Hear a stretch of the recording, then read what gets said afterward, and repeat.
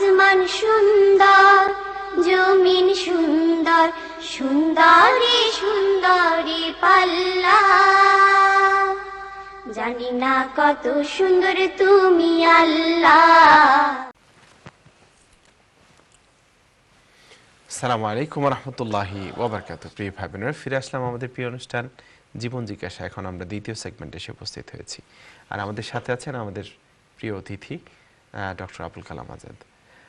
শেখ, আমরা একটা বোনের দুইটা প্রশ্ন ছিল। জি, একটা প্রশ্ন তো আমরা উত্তর দিয়েছি, মৃত বাবা মায়ের জন্য কিভাবে সাদাকা করতে হয়। এরপর ওয়্যাক্সিংয়ের যে বিষয়টি, লোম তুলে ফেলার যে বিষয়টা, সেটার বিষয়ে উনি জানতে চাচ্ছেন। বিশেষ করে স্পেসিফিকলি উনি প্রো প্লাগের কথা বলছেন। কোরআন হাদিসে কোথাও উনি পাননি বা নাই, এরকম একটি রেফারেন্সও দিয়েছেন। জি, আমাদের সবার জন্য এই হাদিসটা খুব প্রযোজ্য। সেটা হলো রাসূলুল্লাহ সাল্লাল্লাহু আলাইহি ওয়াসাল্লাম বলেছেন যে হারাম হলো আল হারামু মা হারামাল্লাহু ফি কিতাবি, যে হারাম হলো সেটা যেটা আল্লাহ সুবহানাহু ওয়া তাআলা তার কিতাবে হারাম করেছেন, এবং হালাল হলো যেটা যেটা তিনি হালাল করেছেন। ও মা সাকাতা আনহু, এবং যে বিষয়ে আল্লাহ এবং তার রাসূল চুপ রয়েছেন, ফামিম্মা আফা আনহু আও ওয়াফি আনহু, যেগুলোকে মাফ করে দেওয়া হয়েছে। এবং হালাল হারামের ক্ষেত্রে এই বিষয়টা কিন্তু খুবই গুরুত্বপূর্ণ। এখন শরীরের চুল কাটার ব্যাপারে রাসূলুল্লাহ সাল্লাল্লাহু আলাইহি ওয়াসাল্লামের ক্লিয়ার নির্দেশনা আছে। বোন, ওদিকে আমরা যাব না, কারণ এটা অনেক বড় বিষয়। বোন যে বিষয়টা জানতে চেয়ে যে মেয়েদের জন্য কি বিষয়, এবং এখানে সাধারণত মেয়েদের লম্বা চুল রাখা, মাথার বিশেষ করে, এটা হলো মানে এক ট্র্যাডিশন, যেটাকে রাসূলুল্লাহ সাল্লাম মানে এন্ডোর্স করেছেন। তবে আমি একটা হাদিসে পেয়েছি, আয়েশা রাদিয়াল্লাহু তাআলা আনহা মানে মাঝে মাঝে এমন চুল খাটো করতেন যেটাকে আমরা বলি ওই বব শার্টের মতো, মানে একদম ঘাড় পর্যন্ত উঠে চলে আসতে, এরকমও তারা চুল কেটেছেন বলে প্রমাণ কিন্তু আছে। রাসূলুল্লাহ সাল্লাম এটাকে নিষেধ করেন নাই। আর শরীরের অন্যান্য জায়গার চুল তুলে ফেলার ব্যাপারে মানে যেমন কিছু কিছু জায়গায় চুল তুলে ফেলার ব্যাপারে তো আছে, আমরা জানি যে গুপ্তাঙ্গের যেগুলো আছে, এর বাইরে সাধারণত নিষেধাজ্ঞা নাই। তবে মানে ভ্রু বা অন্য কোনো জায়গার চুল উঠানোর ব্যাপারে ওলামায়ে কেরাম বলেছেন এটা মাকরুহ হবে, কারণ এটা ট্র্যাডিশনাল ছিল না এবং সাধারণত কেউ করতেন না। যদি শুধু সৌন্দর্য দেখানোর জন্য কেউ করে তাহলে সেটা মাকরুহ হবে। এটাকে বোন রাইটলি বলেছেন, হারাম বলা যাবে না। নাও মেডিকেলি কিন্তু আসলে এটা মানে চোখের বুরুর তুলে ফেলা, আমি যতটুকু পড়েছি ডাক্তাররা বলেছেন এটা আমাদের আইসাইটের জন্য হার্মফুল। তবে বোন যে ইস্যুটা এনেছেন যে যদি হরমোনজনিত কোনো কারণে বেশি এসে যায় যেটা দেখতে খারাপ লাগে, তবে সেখানে তো মনে হয় সেটাকে একটু সাইজ করার অনুমতি আছে। এখানে একটা সুন্দর হাদিস আমি বলি। একবার আমি ঘটনাটা অনেকবারই বলেছি, আপনি হয়তো জানেন। সেটা হলো একবার এক মহিলা রাসূলুল্লাহ সাল্লামের কাছে এসে বললেন, ইয়া রাসূলুল্লাহ, আমার স্বামীর কাছ থেকে আমাকে ডিভোর্স করায় দেন। তো রাসূলুল্লাহ বললেন যে কেন, কি হয়েছে? বলে যে আমি তাকে পছন্দ করি না, আর সে আমাকে লুক আফটার করে না, আমাকে আমার প্রতি ভ্রুক্ষেপ করে না। তো রাসূলুল্লাহ বললেন যে ঠিক আছে, ওকে নিয়ে আসো। লোক পাঠাইতে বললেন, ওকে নিয়ে আসো। তো আনার পরে দেখলেন যে লোকটা খুবই এলোমেলো, মানে পোশাক আশাকের কোনো খবর নাই, তারপরে চুল দাড়ি খুব এলোমেলো, দাড়ি এরকম লম্বা হয়ে গেছে, বুঝতে পারছেন, পুরনো কাপড় পরা। তো যে কেউ দেখলে আসলে একটু রুচিতে বাঁধে। তখন রাসূলুল্লাহ বললেন যে আচ্ছা, তোমাকে যদি এর সাথে ডিভোর্স করাই দিই, আরেকজনের বিয়ে দিই, তুমি কি রাজি আছো? বলে হ্যাঁ, আমি তো এটাই চাই। বলে ঠিক আছে, তুমি বসো। এখন মহিলাকে তো বসতে বলছেন, আর রাসূলুল্লাহ সাল্লাল্লাহু আলাইহি ওয়াসাল্লাম কয়েকজন সাহাবীকে বললেন যে একে নিয়ে যাও, নিয়ে যেয়ে ওই বারবারের কাছে, আমরা যাকে বলি নরসুন্দর, তার কাছে নিয়ে যাও, তাকে চুল টুল কাটাও। এবং রাসূলুল্লাহ বলেন না দাড়ি কাটাও, কিন্তু সাহাবায়ে কেরাম ধরে নিয়ে যেয়ে চুল কাটাই দিয়ে সুন্দর করে দাড়িটা একটু সাইজ করাই দিয়েছে, তারপরে গোসল করাইছে, এরপরে নতুন কাপড় পরায় নিয়ে আসছে। এর মধ্যে ওই মহিলা তো খুব মানে বেচাইন হয়ে গেছে, 3-4 বার জিজ্ঞেস করছে, ইয়া রাসূলুল্লাহ, আমি আর কত অপেক্ষা করবো? রাসূল বলেন যে ওয়েট করো, কারণ রাসূলুল্লাহ যে এই কাজ করেছেন তা মহিলাকে বলেন নাই। এরপরে যখন হাজব্যান্ড আসছে, আর এক পাশ দিয়ে আসছে, মহিলা টের পায় নাই যে হাজব্যান্ড গেছে বা আসছে। তো হাজব্যান্ড যখন আসছে বসছে, তখন রাসূলুল্লাহ মহিলাকে এবার ডাকছে, বলে আচ্ছা তোমাকে যদি তোমার হাজব্যান্ডের সাথে ডিভোর্স করাই দিই এবং ওই লোকটার সাথে তোমাকে বিয়ে দিয়ে দিই, তুমি কি রাজি হবা? তো বলে হ্যাঁ রাসূলুল্লাহ আমি রাজি আছি। তুমি বলে যাও, তোমাকে তার সাথে বিয়ে দিয়ে দিলাম। তো তখন উনি এবার ওই দেখেন যে তো সেই লোক, কিন্তু টোটালি ডিফারেন্ট। মানে যে স্বামীর কাছ থেকে তালাক নেওয়ার জন্য ইনি এসেছেন, ওই স্বামীকে একটু ড্রেস আপ করানোর পরে আবার উনি বললেন যে না, উনি আবার বিয়ে করতে রাজি আছেন। তো এখন মনে করেন, দেখেন আমাদের শরীয়তে কিন্তু এই জিনিসগুলো আছে। এখন কোনো মহিলার যদি চোখের আইব্রো এরকম লম্বা হয়ে যায় যেটা দেখতে খারাপ লাগে, ডেফিনেটলি এটাকে সাইজ করার ব্যাপারে নিষেধাজ্ঞা আছে বলে আমার জানা নেই। কিন্তু যদি নর্মাল আমাদের যেরকম আছে অল্প স্বল্প, এগুলো যদি আমার সৌন্দর্য বর্ধনের জন্য উঠাই ফেলে, এটা মাকরুহ হবে বলে ওলামা কিরাম বলেছেন। আমরা চলে যাচ্ছি পরবর্তী কলে। আসসালামু আলাইকুম। আসসালামু আলাইকুম শেখ। ওয়ালাইকুম আসসালাম। আপনার প্রশ্ন বলেন। আমার প্রশ্ন হলো, সরাসরি আমার না, আমার ওয়াইফের পক্ষ থেকে। আমার ওয়াইফ একটু অসুস্থ, ক্যান্সার ট্রিটমেন্ট আছেন, তো ওনার একটা অপারেশন আছে সামনে, আপনাদের সবার কাছে দোয়া চাই। আল্লাহ সুবহানাহু ওয়া তাআলা তো ওনার প্রশ্ন হলো, উনি উনার শিফার জন্য শিফার নিয়ত করে সূরা ইয়াসিন পড়েন, এটা কতটুকু ঠিক আছে? আর সেই সাথে আরেকটু জানতে চাই যে নবী করিম সাল্লাল্লাহু আলাইহি ওয়াসাল্লাম যদি কোনো সময় নিশ্চয়ই কোনো সময় অসুস্থ ছিলেন, সেই সময় অসুস্থ অবস্থায় তিনি শিফার জন্য কি দোয়া পড়তেন বা কি করতেন? আসসালামু আলাইকুম। ওয়ালাইকুম আসসালাম। জি, অনেক সুন্দর প্রশ্ন। জি। আল্লাহ সুবহানাহু ওয়া তাআলা কোরআন শরীফে বলেছেন, অনুনাজ্জিলু মিনাল কুরআনি মা হুয়া শিফাউন ওয়া রাহমাতুল লিল মুমিনিন, যে কোরআন শরীফে আমরা কিছু কিছু অবতীর্ণ করি মা হুয়া শিফাউন লিল মুমিনিন, যেটা মুমিনদের জন্য শিফা, ও রাহমাতুন, এবং তাদের জন্য রহমত। এবং এক একটা সূরার কিন্তু এক একটা বৈশিষ্ট্য আছে। আমরা কোনো কোনো ওলামা আসলে গবেষণা করেছেন যে কোন সূরার বরকতে কি ধরনের রোগ মুক্তি হয়। যেমন সূরা ফাতিহার যে ফজিলাত বা ফাজাল আমরা পড়েছি, যে কারো যদি সাপে কাটে, তখন যদি কেউ সুন্দর করে শেফার নিয়ত করে এটা একবার বা 7 বার পড়ে, তাহলে আল্লাহ চাইলে সাপের বিষও পানি হয়ে যেতে পারে। সুবহানাল্লাহ।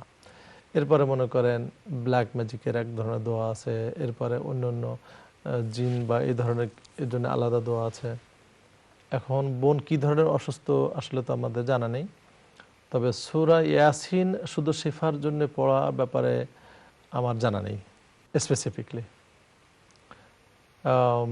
সূরা ইয়াসিনের আরও অন্যান্য ফজিলত আছে, তবে শিফার জন্যে যেটা বেশি আমল করা দরকার সেটা হলো ইস্তিগফার পড়া, আস্তাগফিরুল্লাহ আস্তাগফিরুল্লাহ, এবং দুরূদ শরীফ পড়া। এখানে অনেক মানে ইয়ে হয়। এবং এখানে একটা ঘটনা আছে, এই ঘটনা আমি আমার টিভির বিভিন্ন প্রোগ্রামে বলেছি, হয়তো অনেক ভাই বোন শুনে থাকতে পারেন বা শুনেন নাই, তারপর আমি বলি একটু যে দুরূদ শরীফের ফজিলাতটা কত বড়।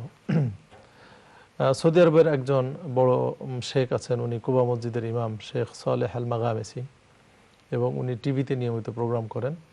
যদি কোনো ভাই আপনারা আরবি জানেন, যদি সালেহ আল মাগামেসি লেখেন, দেখবেন অনেকগুলো লেকচার তার আছে।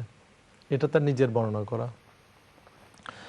ওনার হার্টের প্রবলেম হয়েছিল, তো তাকে হার্টের অপারেশন করে নিয়ে আসা হয়, এবং করে আনার পর রিকভারি রুমে ওনাকে যখন রাখা হয়, তখন ডাক্তাররা দেখে যে তার রিকভারিটা আসলে স্মুথলি হচ্ছে না, এবং তিনি নিজেও দেখলেন যে তার মানে কী বলে যে ব্লাডের ইয়েগুলো বা হার্টবিটগুলো ঠিক মতো যাচ্ছে না। তো উনি খেয়াল করলেন যে ডাক্তারদের চেহারাগুলো কেমন যেন একটু মলিন মলিন ভাব, এবং উনি নিজেও দেখছেন যে আসলে দেয়ার ইজ সামথিং রং। তো তারা সব অ্যানালাইজ করে ডিসিশন দিল যে তাকে আবার ওটিতে নিতে হবে, অপারেশন থিয়েটারে নিতে হবে, আবার অপারেশন করতে হবে। তো উনি বলছেন যে প্রথমবার আমি যখন অপারেশন থিয়েটারে গেছি, আমি তো খুবই স্ট্রং ছিলাম মানসিকভাবে, what ever Allah decides will accept it. কিন্তু আমি ফিরে আসার পরে যখন ডাক্তার আবার আমাকে নিতে যাচ্ছে, তখন আমি একটু কেমন যেন হয়ে গেলাম, নরম হয়ে গেলাম, এবং যেটা আমার চেহারায় দেখে বোঝা যাচ্ছিল। তখন আমার পাশে এক নার্স ছিলেন, যে নার্স মনে হলো তিনি লেবানিজ, এবং সম্ভবত উনি চিনেন না। তখন নার্স বলছে যে আপনি চিন্তা করবেন না, ইয়া সালেহ মানে নাম ধরে, ইয়া সালেহ সল্লি আলান নবী, যে নবীর উপরে দুরূদ পড়েন, ঠিক হয়ে যাবে। তখন শেখ সালেহ বলছেন যে আমার এই কথাটা মনে আসে না এতক্ষণ, আর এই মহিলা সম্ভবত আমাকে চেনে না, যার কারণে সালেহ বলে ডাক দিছে। বাট আমি তখন চোখ বুজে আল্লাহুম্মা সাল্লি আলা মুহাম্মদ ওয়া আলা আলি মুহাম্মদ এটি পড়তে থাকলাম, এবং পড়তে পড়তে আমি দেখলাম যে আই এম ফিলিং বেটার, আমার ভালো লাগছে। এবং যখন আমি নিজেই টের পাচ্ছি যে আমার ভালো লাগছে, তখন আমি স্ক্রিনে তাকায় দেখলাম যে মানে স্ক্রিনে সেখানে কিছুটা ডেভেলপমেন্ট আমি দেখতে পাচ্ছি। এটা দেখার পরে আমি আরও বেশি করে পড়তে লাগলাম, এবং পড়তে পড়তে পড়তে এক পর্যায়ে দেখলাম যে আলহামদুলিল্লাহ যে বেশ কিছু নর্মাল হয়ে আসছে। বললেন যে আমি কতক্ষণ ছিলাম জানি না, পরে ডাক্তার এসে বললেন যে না, আপনার সিচুয়েশন ইমপ্রুভ হয়েছে, আপনাকে আর অপারেশন থিয়েটারে নেওয়া লাগবে না। সুবহানাল্লাহ। এই জন্যে আমাদের সবাইকে এই পরামর্শ দিব যে আমরা প্রথমে আস্তাগফিরুল্লাহ পড়ি, কারণ আস্তাগফিরুল্লাহ হলো মুমিনের জন্য একটা বিরাট অ্যান্টিভাইরাসের মতো। যাদের গুনাহ আছে তাদের গুনাহ মাফ হয়ে যায়, যারা আল্লাহওয়ালা মানুষ আছেন গুনাহ নেই তাদের দরজা বুলন্দ হয়, দরজা বুলন্দ হয়। এবং রোগ ব্যাধি হয় দুইটা কারণে।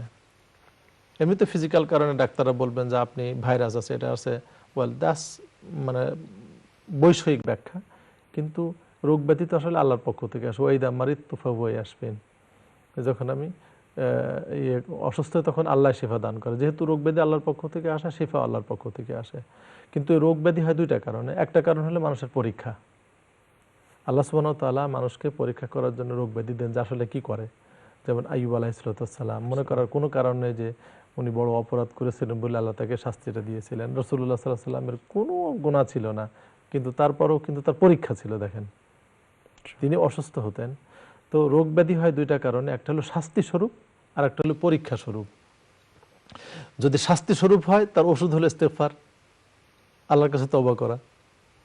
তাহলে যদি মানে শাস্তি স্বরূপ অসুস্থতা হয়, লোকজন বেশি করে ইস্তেগফার পড়ে, তাহলে ওই রোগটা অটোমেটিকলি সেরে যেতে পারে আলহামদুলিল্লাহ। আর যদি মনে করেন দরজা বুলন্দের জন্য, পরীক্ষার জন্য হয়, তো পরীক্ষায় পাশের জন্য ইস্তেগফারটা খুবই উপকারী। তো এই জন্য আমি বোনকে পরামর্শ দিব যে উনি জন্য বেশি করে ইস্তেগফার পড়েন এবং বেশি করে দুরূদ শরীফ পড়েন। এখন কোন দুরূদ শরীফ পড়বেন উনি তো প্রশ্ন করতে পারেন, যেটা আমি বলেছি যে as simple as possible, আল্লাহুম্মা সাল্লি আলা মুহাম্মদ ওয়া আলা আলি মুহাম্মদ। আর এরপরে মনে করেন সূরা ফাতিহা 7 বার পড়া, আয়াতুল কুরসি পড়া, সূরা ইখলাস 3 বার পড়া, এরপরে সূরা ফালাক এবং নাসগুলো পড়া। এগুলো কিন্তু আয়াতুর রুকিয়া অনেকে বলেছেন, এবং এগুলো প্র্যাকটিস করলে আল্লাহ সুবহানাহু ওয়া তাআলা মাফ করতে পারেন ইনশাআল্লাহ। আমিন। একটু লম্বা বললাম কিন্তু আসলে। না, খুবই চমৎকার, এবং আশা করি যারাই অসুস্থ আছেন বা যারা সুস্থ আছেন ইভেন তারা ওই আমলগুলো আমাদের করতে সবার পারেন। দরকার জি, আসলে জি। এটা। জাযাকাল্লাহ খাইর। জাযাকুমুল্লাহ। আমরা চলে যাচ্ছি পরবর্তী কলে, দেখি কে আছেন আমাদের সাথে। আসসালামু আলাইকুম। হ্যালো, আসসালামু আলাইকুম। ওয়ালাইকুম আসসালাম। বোন, আপনার প্রশ্ন বলেন। আমার একটা প্রশ্ন, আমার স্বামী, তার নাম সাদমান। জি, ঠিক আছে। আর আমি নামের অর্থ দেখে রাখছিলাম যে নামের অর্থ হইল আনন্দিত। তার হে স্কুলে যায়, তো সকলে তারা হইজনে তার নামের অর্থ সেদমান, মানে হে সেদ হইতাছে সবসময়, জেনে কতজনে হইজনে ইটা বালা নাই নাম। আর তার আর একটা নাম আছে স্কুল, ওই সপ্তাহ মাঝে ইব্রাহিম। আমি জানতাম চাইলাম যে এটার নামের অর্থ আমি আনন্দিত দেখছি, বাট এটা কতখান হাসা, আর এটা নামের অর্থ জেনে এখানে জেনে হে সেদ হইতাছে। ঠিক আছে বোন, আর কোন প্রশ্ন আছে আপনার? জি না। ওকে, আমাদের হাতে 2 মিনিট সময় আছে, আপনি যদি আচ্ছা, আসলে শব্দটা আমার মনে হচ্ছে পার্সিয়ান শব্দ, ফার্সি শব্দ, যার মানে হয়তো হ্যাপি থাকতে পারে, কিন্তু মিস্টেকটা হয়েছে যখন আমার স্পেলিংটা করা হয়েছে। সাদমানটা আসলে হবে SHAAD। হ্যাঁ, স্যাডম্যান। তবে বাচ্চারা তো দুষ্টু করে স্যাডম্যান বলতেই পারে। তো আমার মনে হয় যদি আসলে সে ফিল করে যে তাকে বুলি করা হচ্ছে, তাহলে এটা কিন্তু লং টার্ম তার জন্য অনেক ক্ষতি হতে পারে। এর জন্যে যদি সুযোগ থাকে তাহলে এই নামটা ইউজ না করা এবং ইব্রাহিম নামটাকে প্রমোট করা, এটাই বাচ্চাদের জন্য ভালো হবে। আর যদি বাচ্চাকে বোঝানো যায় যে না, তারা বুলি করছে, ইউ ইগনোর ইট, তাহলে you can keep the same name, no problem. কিন্তু যদি বাচ্চা না বুঝতে চায়, জোর করা যাবে না। আমার মনে হয় এটা চেঞ্জ করা ভালো। তবে একজন শিক্ষক হিসেবে আমি বলি যে এটা তার টিচার এবং হেড টিচারের অ্যাটেনশনে আনা উচিত, এবং তা এই অ্যাটেনশনে আনলে নিশ্চয়ই বাচ্চারা তার নেম কলিং বন্ধ করবে ইনশাআল্লাহ তাআলা। জাযাকুমুল্লাহ। বারাকাল্লাহু ফিক। চলে যাচ্ছি ছোট্ট আরেকটি বিজ্ঞাপন বৃত্তিতে। প্রিয় ভাই বোনেরা, ফিরে আসছি তৃতীয় সেগমেন্টকে সাথে করে। আশা করছি আপনারা আমাদের সাথে থাকবেন। আসসালামু আলাইকুম রহমতুল্লাহি ওয়াবারাকাতুহু। আস্তাগফিরুল্লাহ। আসমান সুন্দর, জমিন সুন্দর, সুন্দরী সুন্দরী পাল্লা। জানি না কত সুন্দর তুমি আল্লাহ।